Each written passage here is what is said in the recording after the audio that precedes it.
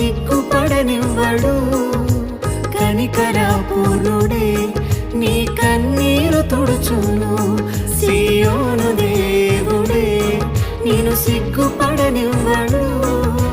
కనికరపూర్ణుడే నీ కన్నీరు తుడుచును. అసమానుడైన వాడు అవమానపరచడు నిన్ను. ఓటమి ఎరుగని మన దేవుడు